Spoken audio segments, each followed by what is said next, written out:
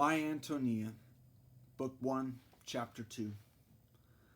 I do not remember our arrival at my grandfather's farm sometime before daybreak, after a drive of nearly 20 miles with heavy work horses. When I awoke, it was afternoon. I was lying in a little room scarcely larger than the bed that held me, and the window shade at my head was flapping softly in a warm wind. A tall woman with wrinkled brown skin and black hair stood, looking down at me. I knew that she must be my grandmother. She had been crying, I could see, but when I opened my eyes, she smiled, peered at me anxiously, and sat down on the foot of my bed. "Had a good sleep, Jimmy?" she asked briskly. Then, in a very different tone, she said, as if to herself, "My, how you look like your father." I remembered that my father had been her little boy. She must often have come to wake him up like this when he overslept. "Here are your clean clothes," she went on, stroking my coverlid with her brown hand as she talked. "But first, you come down to the kitchen with me and have a nice warm bath behind the stove. Bring your things. There's nobody about." Down to the kitchen struck me as curious. It was always out in the kitchen at home. I picked up my shoes and stockings and followed her through the living room and down a flight of stairs into a basement. This basement was divided into a dining room at the right of the stairs and a kitchen at the left. Both rooms were plastered and whitewashed. The plaster lay directly upon the earth walls, as it used to be in dugouts. The floor was of hard cement. Up under the wooden ceiling there were little half windows with white curtains, and pots of geraniums and wandering Jew in the deep sills. As I entered the kitchen, I sniffed a pleasant smell of gingerbread baking. The stove was very large, with bright nickel trimmings, and behind it was a long wooden bench against the wall and a tin washtub into which grandmother poured hot and cold water. When she brought the soap and towels, I told her I was used to taking a bath without any help. "Can you do your ears, Jimmy? Are you sure? Well now, I call you a right smart little boy." It was pleasant there in the kitchen. The sun shone into my bath water through the west half window, and a big Maltese cat came up and rubbed himself against the tub, watching me curiously. While I scrubbed, my grandmother busied herself in the dining room until I called anxiously, "Grandmother, I'm afraid the cakes are burning." And then she came laughing, waving her apron before her as if she were shooting chickens. She was a spare, tall woman, a little stooped, and she was apt to carry her head thrust forward in an attitude of attention, as if she were looking at something or listening to something far away. As I grew older, I came to believe that it was only because she was so often thinking of things that were far away. She was quick-footed and energetic in all her movements. Her voice was high and rather shrill, and she often spoke with an anxious inflection, for she was exceedingly desirous that everything should go with due order and decorum. Her laugh, too, was high and perhaps a little strident, but there was a lively intelligence in it. She was then 55 years old, a strong woman of unusual endurance. After I was dressed, I explored the long cellar next to the kitchen. It was dug out under the wing of the house, was plastered and cemented, with a stairway and an outside door by which men came and went. Under one of the windows there was a place for them to wash when they came in from work. While my grandmother was busy about supper, I settled myself on the wooden bench beside the stove and got acquainted with the cat. He caught not only rats and mice, but gophers, I was told. The patch of yellow sunlight on the floor traveled back towards the stairway, and grandmother and I talked about my journey and about the arrival of the new Bohemian family.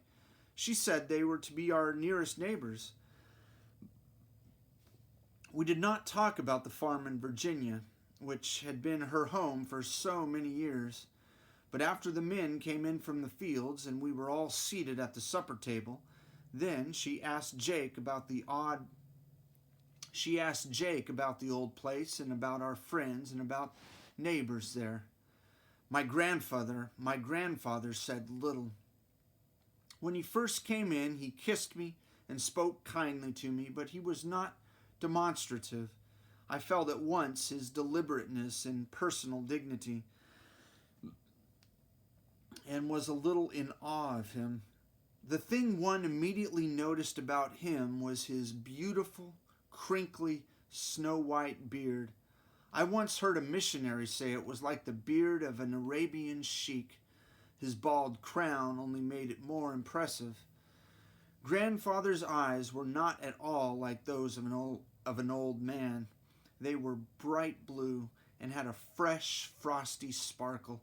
His teeth were white and regular, so round that he had never been to a dentist in his life. He had a delicate skin, easily roughened by sun and wind. When he was a young man, his hair and beard were red. His eyebrows were still coppery. As we sat at the table, Otto Futches and I kept stealing covert glances at each other. Grandmother had told me, while she was getting supper, that he was an Austrian who came to this country as a young boy and who had led an adventurous life in the far west among mining camps and cow outfits. His iron constitution was somewhat broken by mountain pneumonia, and he had drifted back to live in a milder country for a while. He had relatives in Bismarck, a German settlement to the north of us, but for a year now he had been working for grandfather. The minute supper was over, Otto took me into the kitchen to whisper to me about a pony down in the barn that had been bought for me at a sale. He had been riding him to find out whether he had any bad tricks, but he was a, quote, perfect gentleman, and his name was Dude. Futches told me everything I wanted to know. How he had lost his ear in a Wyoming blizzard when he was a stage driver, and how to throw a lasso. He promised to rope a steer for me before sundown next day. He got out his chaps and silver spurs to show them to Jake and me, and his best cowboy boots with tops stitched in bold design, roses and true lovers' knots, and undraped female figures. These, he solemnly explained, were angels. Before we went to bed, Jake and Otto were called up to the living room for prayers. Grandfather put on his silver-rimmed spectacles and read several psalms. His voice was so sympathetic, and he read so interestingly, that I wished he had chosen one of my favorite chapters in the Book of Kings. I was awed by his intonation of the word Selah. He shall choose our inheritance for us, the excellency of Jacob, whom he loved. Selah. I had no idea what the word meant, but perhaps he had not. But as he uttered it, it became oracular, the most sacred of words. Early the next morning I ran out of doors to look about me. I had been told that ours was the only wooden house west of Blackhawk until you come to the Norwegian settlement, where there were several. Our neighbors lived in sod houses and dugouts, comfortable but not very roomy. Our white frame house, with a story and a half-story above the basement, stood at the east end of what I might call the farmyard, with the windmill close by the kitchen door. From the windmill, the ground sloped westward, down to the barns and granaries and pig yards. The slope was trampled hard and bare, and washed out in winding gullies by the rain. Beyond the corn cribs at the bottom of the shallow draw was a muddy little pond with rusty willow bushes growing about it. The road from the post office came directly by our door, crossed the farmyard, and curved around this little pond, beyond which it began to climb the gentle swell of unbroken prairie to the west. There, among the western skyline, it skirted a great cornfield, much larger than any field I had ever seen. This cornfield, the sorghum patch behind the barn, were the only broken land in sight. Everywhere, as far as the eye could reach, there was nothing but rough, shaggy, red grass. Most of it as tall as I was. North of the house, inside the plowed fire breaks, grew a thick-set strip of box elder trees, low and bushy, their leaves already turning yellow. This hedge was nearly a quarter of a mile long, but I had to look very hard to see it at all. The little trees were insignificant against the grass. It seemed as if the grass were about to run over them and over the plum patch behind the sod chicken house. As I looked about me, I felt that the grass was the country, and the water. As I looked about me, I felt that the grass was the country, as the water is the sea. The red of the grass made all the great prairie the color of wine stains, or of certain seaweeds when they are at first washed up. And there was so much motion in it. The whole country seemed somehow to be running. I had almost forgotten that I had a grandmother when she came out, her sunbonnet on her head, a grain sack in her hand, and asked me if I did not want to go to the garden with her to dig potatoes for dinner. The garden, curiously enough, was a quarter of a mile from the house, and the way to it led up a shallow draw past the cattle corral. Grandmother called my attention to a stout hickory cane, tipped with copper, which hung by a leather thong from her belt. This, she said, was her rattlesnake cane. I must never go to the garden without it. I must never go to the garden without a heavy stick or a corn knife. She had killed a good many rattlers on her way back and forth. A little girl who lived on the Black Hawk Road was bitten on the ankle and had been sick all summer. I can remember exactly how the country looked to me.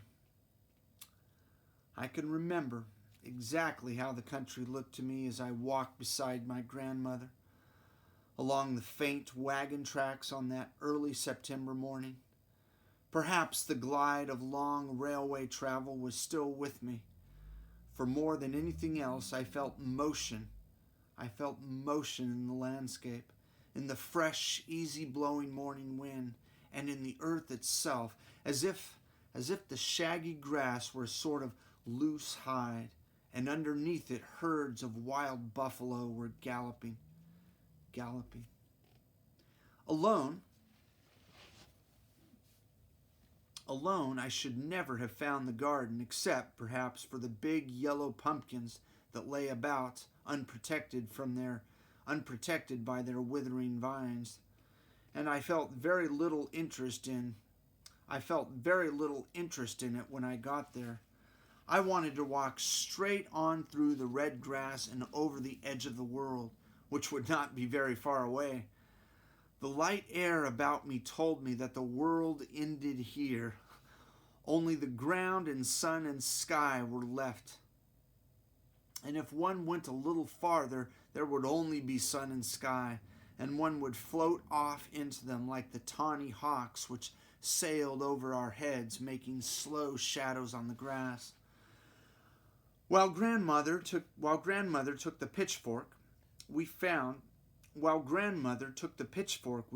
standing in one of the rows and dug potatoes, while I picked them up out of the soft brown earth and put them into the bag, I kept looking up at the hawks that were doing what I might so easily do. When grandmother was ready to go, when grandmother was ready to go, I said I would like to stay there in the garden a while. She peered down at me from under the sunbonnet. Aren't you afraid of snakes? A little, I admitted, but I'd like to stay anyhow. Well, if you see one, don't have anything to do with them. The big yellow and brown ones won't hurt you. They're bull snakes, and keep the gophers down. Don't be scared if you see anything. Look out of that hole in the bank over there. That's a badger hole. He's about as big as a big possum, and his face is striped, black and white. He takes a chicken once in a while, but I won't let the men harm him. In a new country, a body feels friendly to the animals. I like to have him come out and watch me when I'm working. Grandmother swung the bag of potatoes over her shoulder and went down the path, leaning forward a little. The road followed the windings of the draw. When she came to the first bend, she waved at me and disappeared. I was left alone with this new feeling of lightness and content. I sat down in the middle of the garden where snakes could scarcely approach unseen, and leaned my back against a warm yellow pumpkin. There were some ground cherry bushes growing along the furrows, full of fruit. I turned back the papery triangular sheaths that protected the berries and ate a few. All about me, giant grasshoppers, twice as big as any I had ever seen, were doing acrobatic feats among the dried vines. The gophers scurried up and down the plowed ground. There in the sheltered draw bottom, the wind did not blow very hard, but I could hear it singing its humming tune up on the level, and I could see the tall grasses wave. The earth was warm under me, and warm as I crumbled it through my fingers. Queer little red bugs came out and moved in slow squadrons around me. Their backs were polished vermilion with black spots. I kept as still as I could. Nothing happened. I did not expect anything to happen. I was something that lay under the sun and felt it, like the pumpkins, and I did not want to be anything more. I was entirely happy. Perhaps we feel like that when we die and become part of something else entire,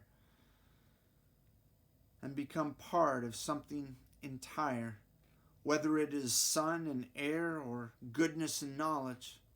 At any rate, that is happiness, to be dissolved into something complete and great.